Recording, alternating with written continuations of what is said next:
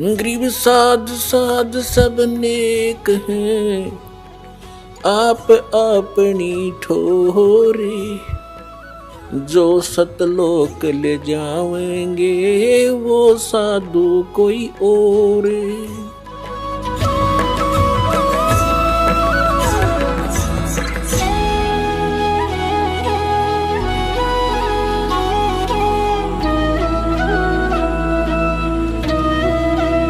अब गीता ज्ञान दाता ये ब्रह्म है। गीता अध्याय नंबर 8 के श्लोक नंबर 13 में गीता ज्ञान दाता कहता है ओम इति एकाक्षरम ब्रह्म व्यवहारण मामनुसमरण ये प्रयाति तजंदे हम सयाति परमाम गति। माम ब्रह्म ये अनुवाद करता हूं ना, थोड़ी गलती कर रखी है इसमें। मुझ ब्रह्म का केवल एक ओम मंत्र है। आपको दिखाते हैं श्रीमद् भगवत गीता, देखिएगा। ये जयदयाल गोविंद का इसके अनुवादक हैं और गीता प्रेस गुरुपुर से ये प्रकाशित है। गीता अध्याय नंबर 8 के श्लोक नंबर 13 में आपको दिखाते हैं।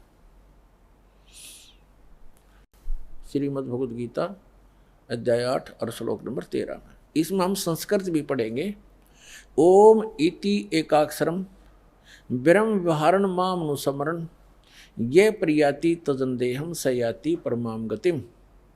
ये क्या कहता है? माम ब्रह्म, मुझ ब्रह्म का केवल एक ओम अक्षर है। ओम यह एक अक्षर है, नथिंग एल्स।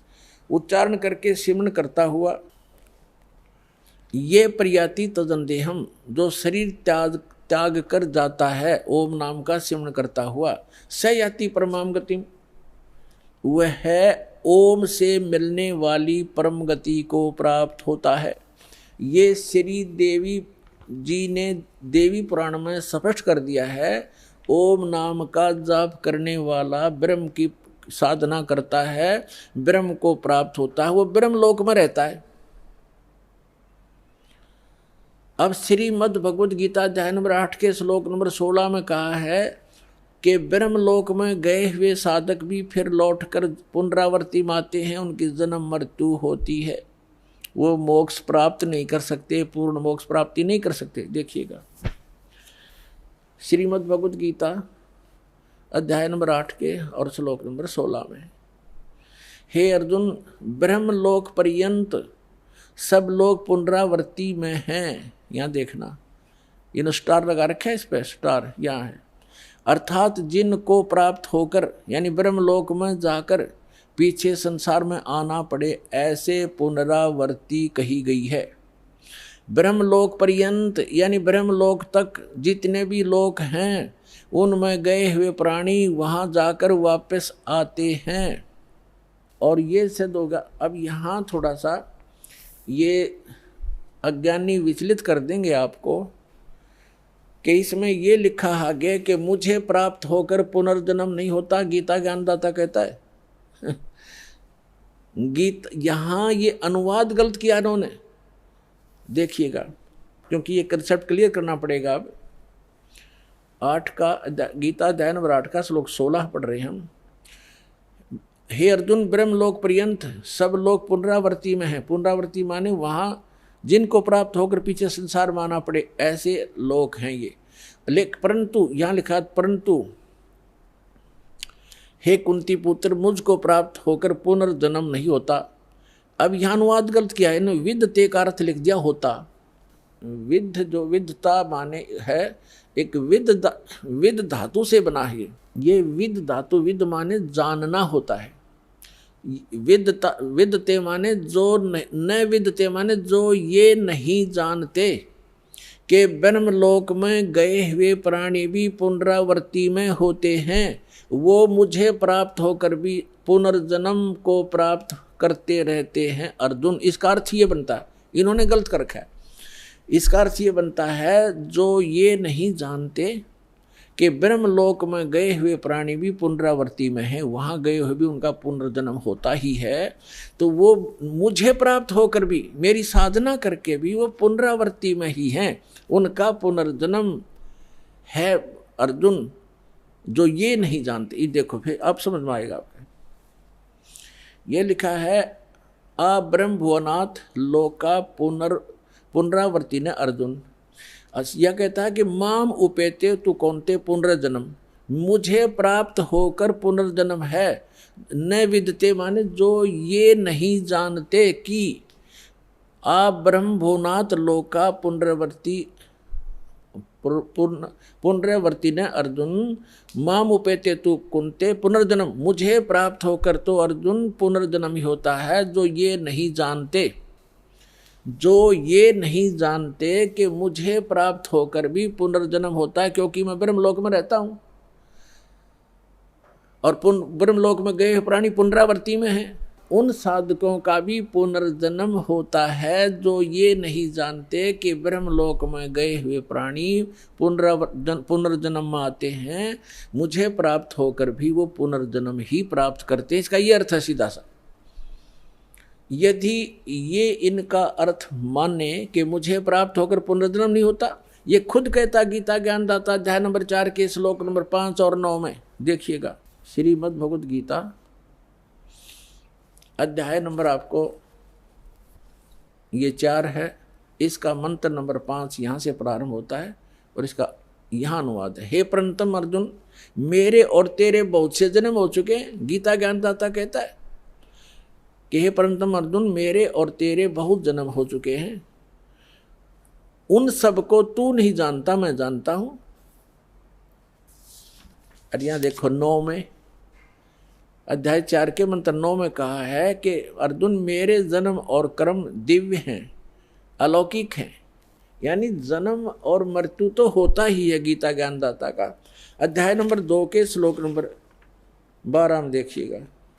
अध्याय नंबर 2 श्रीमद् भगवद गीता और श्लोक नंबर ये 12, इसमें कहा कि न तो ऐसा है कि मैं किसी काल में नहीं था, अथवा तू नहीं था, अथवा ये राजा लोग नहीं थे, और न ही नहीं थे, और न ही ऐसा है कि हम इससे आगे हम सभी नहीं रहेंगे।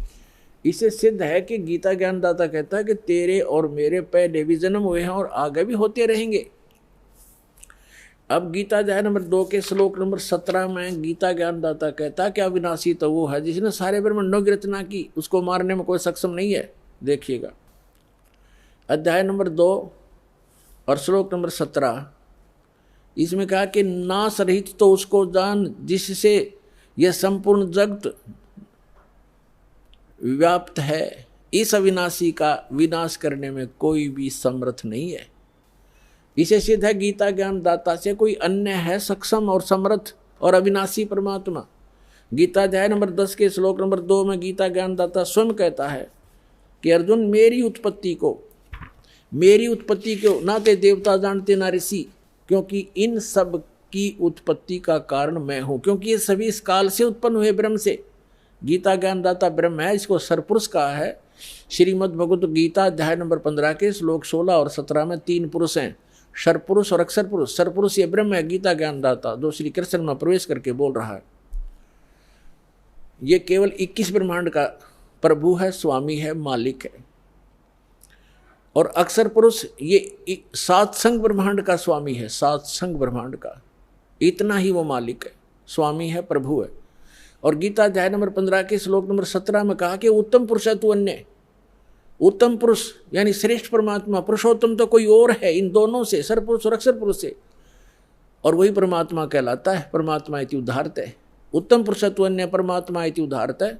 यह लोक तरम आविश्य विभर्ति अवैश्वर है, जो तीनों लोकों में प्रवेश करके सबका धारण पोषण करता, वो है विनाशी भगवान। तो यहाँ गीता ज्ञानदाता अध्याय नंबर 10 के श्लोक नंबर 2 में कहता है कि मेरी उत्पत्ति को, यानी उत्पत्ति तो हुई है इसकी। देखो अध्याय नंबर 10 श्रीमद् भगवद गीता 10वां अध्याय है श्रीमद् भगवद गीता का, और ये श्लोक नंबर 2, इसमें कहा कि मेरी उत्पत्ति को, प्रभव माने उत्पन्न होना, मेरी उत्पत्ति को न देवता लोग जानते हैं, न महर्षि और न जानते हैं। मेरी उत्पत्ति को न तो देवता लोग जानते हैं, न महर्षि जानते हैं, क्योंकि मैं सब प्रकार से देवताओं का और महर्षियों का आदि कारण हूं, यानी इनकी उत्पत्ति मेरे से हुई है। ये आप सृष्टि रचना जो दास ने बहुत बार सुनाई है, उससे आप आसानी से समझ सकते हैं।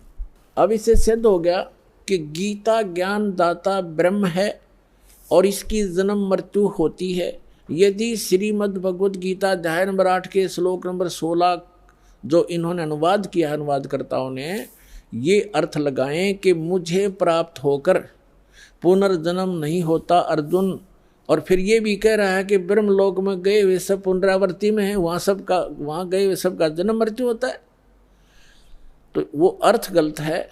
वास्तविकता ये है कि गीता ज्ञानदाता कहता है मैं ब्रह्म हूँ, मेरा ओम नाम है, और ओम नाम के जाप से जो मोक्ष होता है वही परम गति मेरे सतर की है।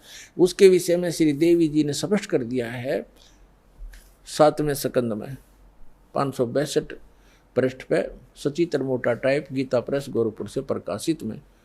देवी हिमालय को कह रही है कि ओम नाम का जाप करो, ब्रह्म पाने का उद्देश्य रखो, इससे तुम्हारा कल्याण हो जाएगा और वहाँ चले जाओगे, उसको प्राप्त हो जाओगे। वो कहाँ रहता है? ब्रह्मलोक में रहता है। और यहाँ भी 8वें अध्याय के 13वें श्लोक में गीता ज्ञानदाता कहता है मुझ ब्रह्म का केवल एक ओम मंत्र है, नथिंग एल्स।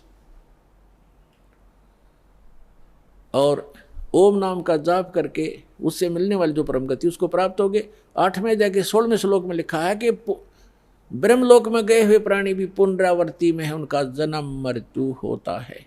इति सिद्धो। अब गीता ज्ञानदाता अपने भी जन्म मृत्यु बताता है, तो उसके साधक के भी जन्म मृत्यु सदा बने रहेंगे, और सदा जन्म मृत्यु बना रहेगा तो वो जीव सुखी नहीं हो सकता, उसको परम शांति नहीं हो सकती।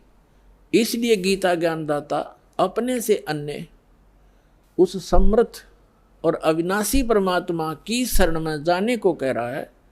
श्रीमद् भगवद गीता अध्याय नंबर 18 के श्लोक नंबर 62 में गीता ज्ञानदाता कहता है अर्जुन तू सर्वभाव से उस परमेश्वर की शरण में जा, यानी कोई अन्य है वो। ये देखिएगा श्रीमद् भगवद गीता अध्याय 18 का और श्लोक नंबर हम 62 पढ़ेंगे। हे भारत, सब प्रकार से उस परमेश्वर की शरण में जा, उस परमेश्वर की कृपा से ही तू परम शांति को और सनातन परम धाम को प्राप्त होगा। इससे सिद्ध हो गया कि गीता ज्ञान दाता की साधना से न तो परम शांति हुआ, न वो शाश्वत स्थान मिला है जो कभी नष्ट में नहीं आता, कभी नाश नहीं होता।